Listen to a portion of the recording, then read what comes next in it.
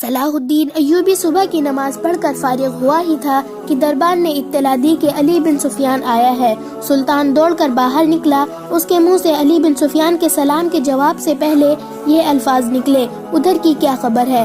علی بن سفیان نے جواب دیا، ابھی تک خیریت سے ہے، مگر سوڈانی لشکر میں بے اطمینانی بڑھتی جا رہی ہے۔ میں نے اس لشکر میں اپنے جو محافظ چھوڑے تھے ان کی اطلاع سے پتہ چلتا ہے کہ ان کے کسی ایک کمانڈر نے بھی قیادت سنبھال لی تو بغاوت شروع ہو جائے گی۔ صلاح الدین ایوبی اسے اپنے خیمے میں لے گیا۔ علی بن سفیان کہہ رہا تھا، ناجی اور اس کے سرکردہ سالاروں کو تو ہم نے ختم کر دیا ہے، لیکن وہ مصری فوج کے خلاف سوڈانیوں میں نفرت کا جو زہر پھیلا گئے تھے اس کا اثر ذرا بھی کم نہیں ہوا۔ ان کی بے اطمینانی کی دوسری وجہ ان کے سالاروں کی گمشدگی ہے۔ میں نے اپنے محافظوں کی زبانی یہ خبر مشہور کرا دی ہے کہ ان کے سالار بحر روم کے جہاز پر گئے ہوئے ہیں، مگر امیر مصر مجھے شک ہوتا ہے کہ سوڈانیوں میں شکوک اور شبہات پائی جاتی ہے، جیسے انہیں علم ہو گیا ہے کہ ان کے سالاروں کو قید کر لیا گیا ہے اور مار بھی دیا گیا ہے۔ صلاح الدین ایوبی نے پوچھا، اگر بغاوت ہوتی تو مصر میں ہمارے جو دستے ہیں وہ اسے دبا سکیں گے؟ میں اس کا بندوبست کر آیا ہوں۔ میں نے علی مقام نور الدین جنگی کی طرف 2 تیز رفتار قاصد بھیج دیے ہیں۔ میں نے پیغام بھیجا ہے کہ مصر میں بغاوت کی فضا پیدا ہو رہی ہے اور ہم نے جو فوج تیار کی ہے وہ تھوڑی ہے اور اس میں سے آدھی فوج محاذ پر ہے۔ عین وقت پر بغاوت کو دبانے کے لیے ہمیں کمک بھیجی جائے۔ صلاح الدین ایوبی نے کہا، مجھے ادھر سے کمک کی امید کم ہے۔ پرسوں ایک قاصد یہ خبر لایا تھا کہ جنگی نے فریق پر حملہ کر دیا تھا۔ یہ حملہ انہوں نے ہماری مدد کے لیے کیا تھا۔ فریق کے عمرہ اور فوجی قائدین بحر روم میں صلیبیوں کے اتحادی بیڑے میں تھے اور فریق کی کچھ فوج مصر میں داخل ہو کر عقب میں حملہ کرنے اور ہماری سوڈانی لشکر کی پشت پناہی کے لیے مصر کی سرحدوں پر آئی تھی۔ محترم جنگی نے ان کے ملک پر حملہ کر کے ان کے سارے منصوبے کو ایک ہی وار میں برباد کر دیا ہے اور شاہ فریق کے بہت سے علاقے پر قبضہ کر لیا ہے۔ انہوں نے صلیبیوں سے کچھ رقم بھی وصول کی ہے۔ صلاح الدین ایوبی خیمے کے اندر ٹہلنے لگا، جذباتی لہجے میں بولا، سلطان جنگی کے قاصد کی زبانی وہاں کے کچھ ایسے حالات معلوم ہوئے ہیں جنہوں نے مجھے پریشان کر رکھا ہے۔ علی بن سفیان نے پوچھا، کیا اب صلیبی ادھر یلغار کریں گے؟ صلاح الدین ایوبی نے جواب دیا، مجھے صلیبیوں کی یلغار کی ذرہ برابر بھی پرواہ نہیں۔ پریشانی یہ ہے کہ کفار کی یلغار کو روکنے والے شراب کے مٹکوں میں ڈوب گئے ہیں۔ عورت کی جلفوں نے انہیں پابہ زنجیر کر دیا ہے۔ علی، چچا اسد الدین شیر کو اسلام کی تاریخ کبھی فراموش نہیں کر سکے گی۔ کاش وہ آج زندہ ہوتے۔ میدان جنگ میں مجھے وہی لائے تھے۔ ہم نے بڑے ہی مشکل وقت دیکھے ہیں علی۔ میں نے چچا شیرکو کی فوج کے ہر اول دستے کی کمان کی ہے۔ میں ان کے ساتھ صلیبیوں کے محاصرے میں 3 ماہ رہا ہوں۔ مجھے شیرکو آہستہ سبق دیا کرتے تھے کہ گھبراہٹ اور خوف سے بچنا، عائد ایزدی اور رضائے الہی کا ہی قائل رہنا، اور مشترک فوج کے خلاف بھی لڑا ہوں۔ میں سکندریہ کے محاصرے میں رہا ہوں۔ شکست میرے سر پر آئی تھی، مگر میری مٹھی بھر عسکری بد دل ہوتی جا رہی تھی۔ میں نے کس طرح ان کے حوصلے اور جذبے تر و تازہ رکھے یہ میرا خدا ہی بہتر جانتا ہے۔ اور پھر چچا شیر کوہ نے حملہ کو کر محاصرہ توڑا۔ تم یہ کہانی اچھی طرح جانتے ہو۔ ایمان فروشوں نے کفار کے ساتھ مل کر ہمارے لیے کیسے کیسے طوفان کھڑے کیے، مگر میں گھبرایا نہیں، دل نہیں چھوڑا۔ علی بن سفیان نے کہا، مجھے سب کچھ یاد ہے سلطان۔ اس قدر مار کے آرائیوں اور قتل و غارت کے بعد توقع تھی کہ مصر راستے پر آ جائیں گے، مگر ایک غدار مرتا ہے تو ایک اور اس کی جگہ لے لیتا ہے۔ میرا مشورہ یہ ہے کہ غدار کمزور خلافت کی پیداوار ہوتی ہے۔ اگر فاطمی خلافت حرم میں گم نہ ہو جاتی تو آج آپ صلیبیوں سے یورپ میں لڑ رہے ہوتے، مگر ہمارے غدار بھائی انہیں سلطنت اسلامیہ سے باہر نہیں جانے دے رہے ہیں۔ جب بادشاہ عیش و عشرت میں پڑ جائے تو رعایا میں سے بھی کچھ لوگ بادشاہی کے خواب دیکھنے لگتے ہیں۔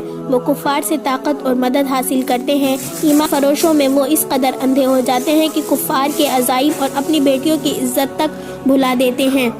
صلاح الدین ایوبی نے کہا، مجھے ہمیشہ انہی لوگوں سے ڈر آتا رہا ہے۔ اللہ نہ کرے اسلام کا نام جب بھی ڈوبا مسلمانوں کے ہاتھوں سے ڈوبے گا۔ ہماری تاریخ غداروں کی تاریخ بنتی جا رہی ہے۔ یہ رجحان بتا رہا ہے کہ ایک روز مسلمان جو برائے نام ہوں گے اپنی سرزمین کفار کے حوالے کر دیں گے۔ اگر اسلام کہیں زندہ رہا تو وہاں مسجدیں کم ہوگی اور قہوہ خانے زیادہ ہوں گے۔ ہماری بیٹیاں صلیبیوں کی طرح بال کھلے چھوڑ کر بے حیا ہو جائیں گی۔ کفار انہیں اسی راستے پر ڈال رہے ہیں، بلکہ ڈال چکا ہے۔ اب مصر سے پھر وہی طوفان اٹھ رہا ہے۔ علی تم اپنے محکمے اور مضبوط اور وسیع کر لو۔ میں نے اپنے رفیقوں سے کہہ دیا ہے کہ دشمن کے علاقے میں جا کر شب و خون مارنے اور خبریں لانے کے لیے اچھے جوانوں کا انتظام کرو۔ صلیبی اس محاذ کو مضبوط اور پر اثر بنا رہے ہیں۔ تم فوری طور پر جاسوسی جنگ کی تیاری کرو۔ فوری طور پر کرنے والا کام یہ ہے کہ سمندر سے کئی ایک صلیبی بچ کر نکلے ہیں، ان میں زیادہ تر زخمی ہیں، اور جو زخمی نہیں ہیں وہ کئی دن سمندر میں ڈوبنے اور تیرنے کی وجہ سے زخمیوں سے بدتر ہیں۔ ان سب کا علاج معالجہ ہو رہا ہے، میں نے سب کو دیکھا ہے، تم بھی انہیں دیکھ لو اور اپنی ضرورت کے مطابق ان سے معلومات حاصل کرو۔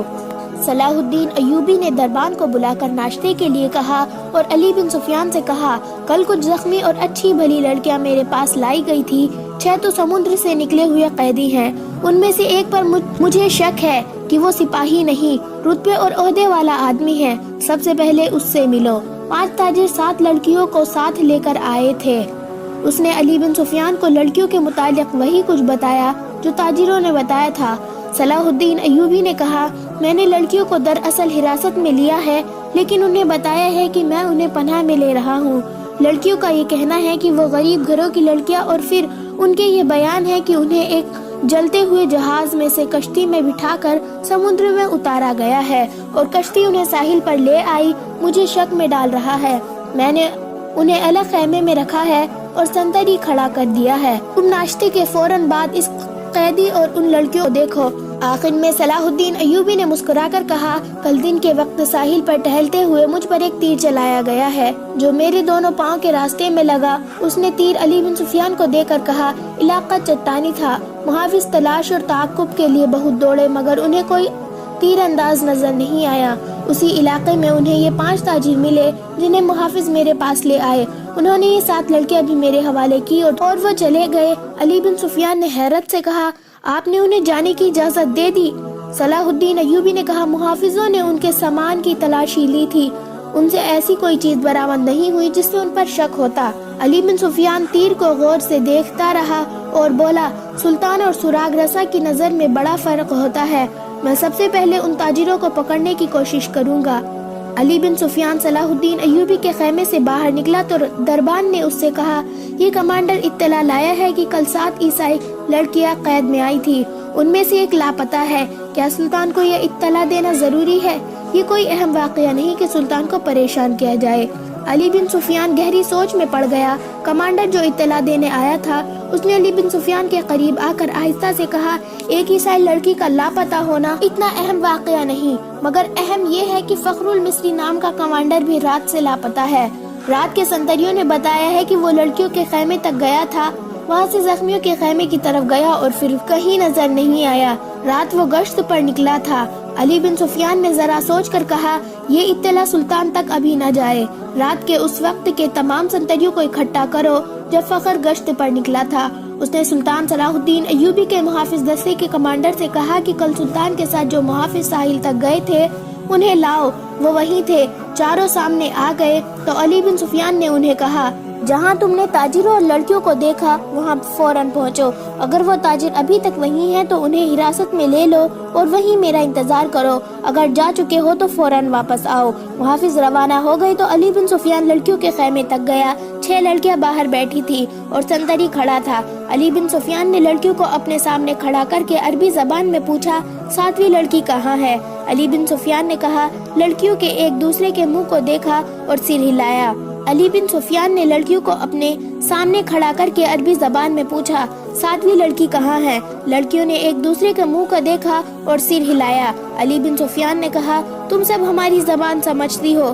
لڑکیاں اسے حیران ہو کر دیکھتی رہی۔ علی بن سفیان ان کے چہرے اور ڈیل ڈول سے شک میں پڑ گیا تھا۔ وہ لڑکیوں کے پیچھے جا کھڑا ہوا اور عربی زبان میں کہا، ان لڑکیوں کے کپڑے اتار کر ننگا کر دو اور 12 وحشی قسم کے سپاہی بلاؤ۔ تمام لڑکیاں بدک کر پیچھے کی طرف مڑی۔ 2-3 نے بے وقت بولنا شروع کر دیا، وہ عربی زبان بول رہی تھی۔ لڑکیوں کے ساتھ تم ایسا سلوک نہیں کر سکتے، ایک نے کہا، ہم تمہارے خلاف نہیں لڑے۔ علی بن سفیان کی ہنسی نکل گئی۔ اس نے کہا، میں تمہارے ساتھ بہت اچھا سلوک کروں گا، تم نے جس طرح ایک ہی دھمکی سے عربی زبان بولنی شروع کر دی ہے، اب بغیر کسی دھمکی سے یہ بھی بتا دو کہ 7ویں لڑکی کہاں ہے۔ سب نے لا علمی کا اظہار کیا۔ علی نے کہا، میں اس سوال کا جواب لے کر رہوں گا۔ تم نے صلاح الدین ایوبی پر ظاہر کیا ہے کہ تم ہماری زبان نہیں جانتی، اب تم ہماری زبان ہماری طرح بول رہی ہو، کیا میں تمہیں چھوڑ دوں گا؟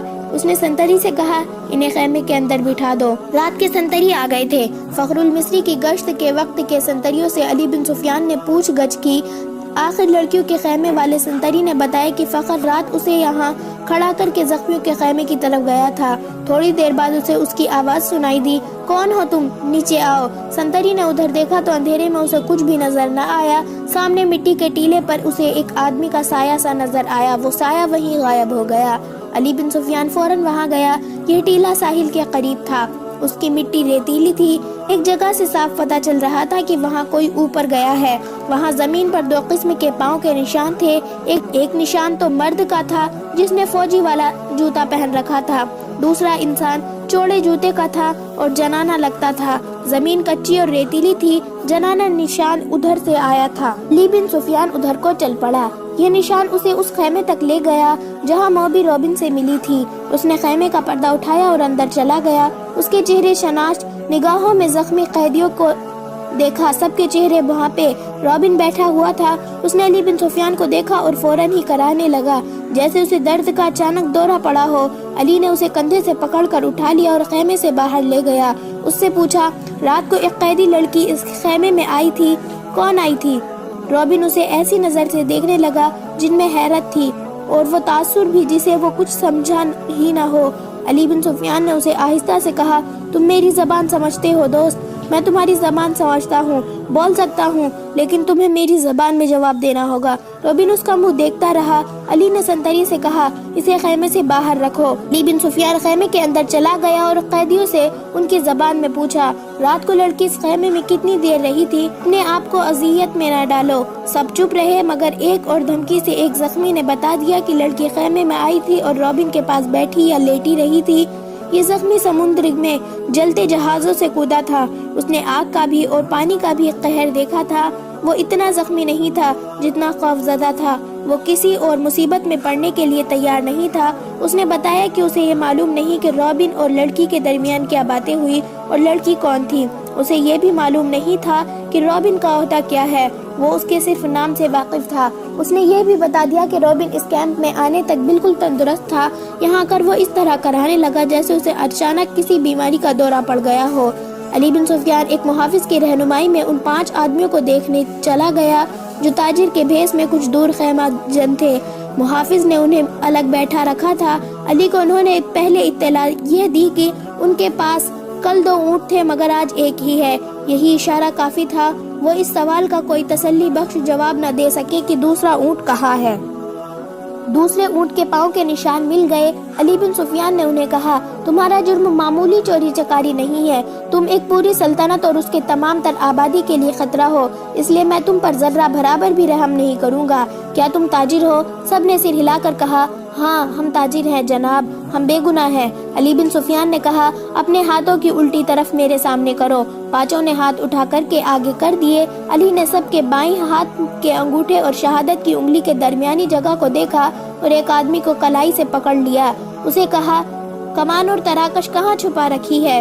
اس آدمی نے معصوم بننے کی بہت کوشش کی۔ علی نے سلطان صلاح الدین ایوبی کے ایک محافظ کو اپنے پاس بلا کر اس کے بائیں ہاتھ کی الٹی طرف اسے دکھائی۔ اس کے انگوٹھے کی الٹی طرف اس جگہ جہاں انگوٹھا ہتھیلی کے ساتھ ملتا ہے، یعنی جہاں جوڑ ہوتا ہے، وہاں ایک نشان تھا۔ ایسا ہی نشان اس آدمی کے انگوٹھے کے جوڑ پر تھا۔ علی نے اسے اپنے محافظ کے متعلق بتایا، یہ سلطان کا بہترین تیر انداز ہے، یہ نشان اس کا ثبوت ہے کہ یہ تیر انداز ہے۔ اس کے انگوٹھے کی الٹی طرف ایک مدھیم سا نشان تھا، جیسے وہاں بار بار کوئی چیز رگڑی جاتی رہی ہو۔ یہ تیروں کے رگڑنے کے نشان تھے۔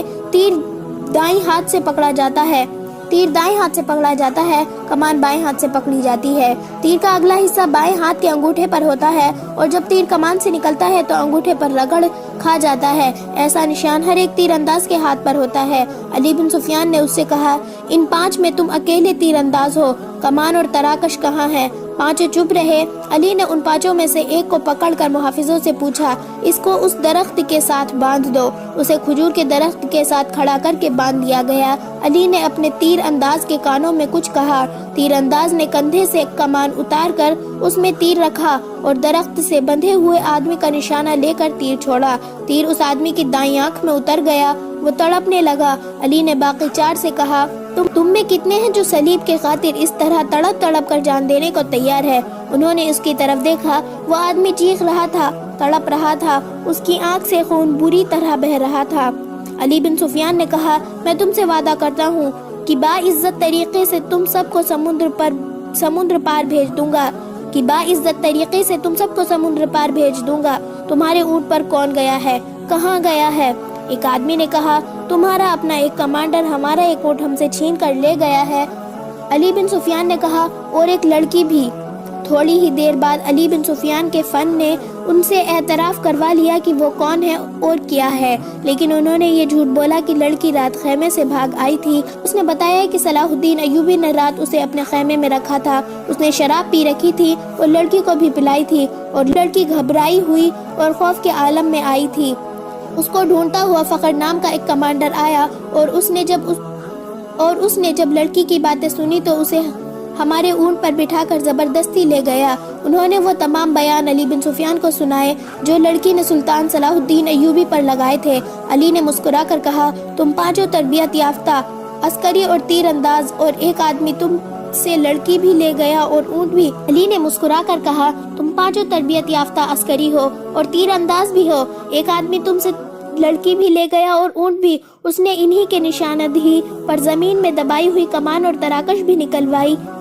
ان چاروں کو خیمے میں بھجوا دیا گیا۔ پانچوں آدمی تڑپ تڑپ کر مر چکے تھے، اونٹ کے پاؤں کے نشان صاف صاف نظر آ رہے تھے۔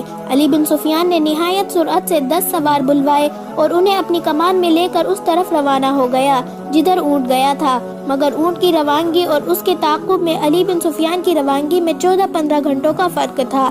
اونٹ تیز تھا اور اسے آرام کی بھی زیادہ ضرورت نہیں تھی۔ اونٹ پانی اور خوراک کے بغیر 6-7 دن تر و تازہ رہ سکتا ہے، اس کے مقابلے میں گھوڑے کو راستے میں کئی بار آرام، پانی اور خوراک کی ضرورت تھی۔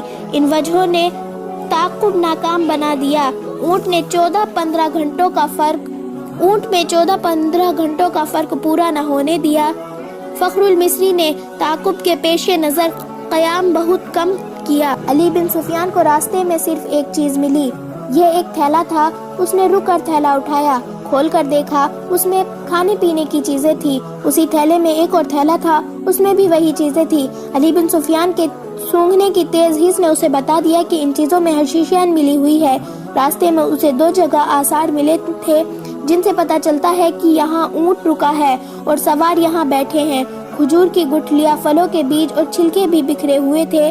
تھیلے نے اسے شک میں ڈال دیا۔ اس کے ذہن میں یہ شک نہ آیا کہ فخر المصری کو حشیشین کے نشے میں لڑکی اپنے محافظ کے طور پر ساتھ لے جا رہی ہے۔ تاہم اس نے تھیلا اپنے پاس رکھ لیا، مگر تھیلے کی تلاشی اور قیام نے وقت ضائع کر دیا تھا۔